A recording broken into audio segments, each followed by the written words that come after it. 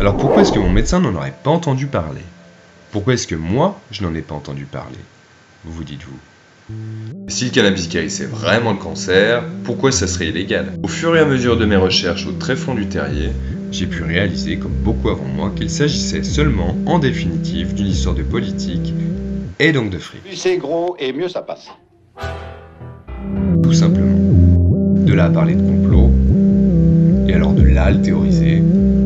Unless big pharmaceutical companies are behind these things, they may go nowhere, is that it? Well, actually, Lloyd, I've had 2 other stories where drugs have shown great promise in the preclinical phase, and because they were orphan drugs and no one picked up, nobody could get the patent on it, they've gone nowhere. Drug companies won't be interested in funding studies for a drug that won't make them a profit. This drug has great promise, so why aren't companies and institutions lining up to get behind it? Because the drug isn't patented, if someone invests in researching it, they're not going to make a profit because anyone can make it. It costs, some say, about $100 million to get a new drug through all the phases of testing onto the market.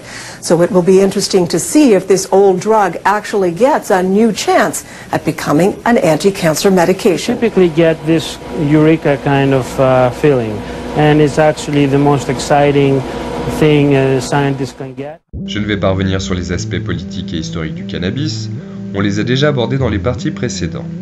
Mais si vous voulez en savoir plus, je vous recommande vivement ce documentaire qui est disponible sur YouTube en version originale sous-titrée, à l'adresse qui s'affiche ci-dessous, et qui approfondit encore bien davantage toutes ces questions. Et voilà donc à présent, et pour finir, quelques authentiques reliques de notre passé canapeutique, autant pharmacopia rimé avec canacopia, et panacée avec canacée. Voilà pour commencer une bouteille de cannabis sativa homéopathique. Cette bouteille contenait des pilules à base de cannabis sativa.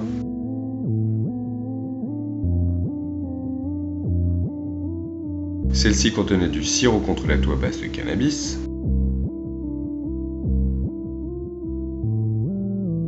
Et celle-là des pilules pour la toux spasmodique, ou l'asthme si vous préférez. Une bouteille d'extrait de cannabis sous forme de poudre. Ici nous avons un composé contre la colique et les ballonnements pour nos amis les chevaux, il n'y a pas de raison, et plus généralement pour le bétail. Celui-ci était pour soigner les corps aux pieds, également à base de cannabis indica. Et celui-là est une boîte de pansement pour les pieds. Des décoctions cannabiques, des teintures, des comprimés, des pilules et des mixtures, médicaments pour l'asthme à nouveau, contre la tuberculose, sirop pour la toux, pour les vétérinaires également, médicaments homéopathiques, pour les corps aux pieds, et une grande variété de crèmes de pédicure. Et voici une bouteille contenant des comprimés contre le bronchospasme dont l'ingrédient principal était le cannabis indica. Et voilà d'autres comprimés également à base de cannabis indica. Ici nous avons du sirop pour la toux, toujours à base de cannabis indica. Encore d'autres comprimés à base de cannabis sativa cette fois. Ici nous avons 2 bouteilles d'extrait de cannabis, l'un sous forme de poudre et l'autre sous forme de liquide. Encore une boîte de pansement pour les pieds. Ces 2 boîtes contiennent quant à elles du cannabis séché. Un autre exemplaire de pilule à base de cannabis. Une autre bouteille de teinture et à base de cannabis sativa cette fois. Etc. etc. Ah oui, au fait, j'avais oublié. Et même aussi des cigarettes à base de cannabis indica pour soulager les crises d'asthme. Ce qui peut, a priori, j'en conviens, sembler quelque peu incongru, voire parfaitement absurde, pour les plus sceptiques d'entre vous. Et je vous apprendrai que le cannabis a des effets bronchodilatateurs, contrairement au tabac qui est quant à lui bronchoconstricteur. Et je vous invite donc vivement à consulter une des nombreuses études scientifiques qui abondent sur le sujet sur internet. Le lien ci-dessous est l'une d'entre elles. Enfin, pour conclure, et en guise d'épilogue, et pour donc finir de vous convaincre sur les bienfaits de cette plante, je vous laisse avec le docteur Michel Ross, neuroscientifique de son état, les USA, qui non seulement approuve l'huile de chanvre de Rick Simpson en tant que médicament, mais la recommande également comme alicament, en ce qu'elle la considère comme une vitamine à part entière. Un médicament préventif, si vous préférez, qui a le potentiel, si utilisé correctement, de potentialiser votre métabolisme et votre cognition. Une relation qu'on pourrait qualifier de psychosymbiotique en quelque sorte.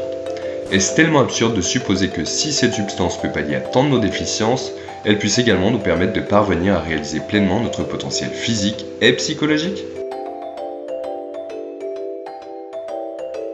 I actually take Rick Simpson oil, which is a really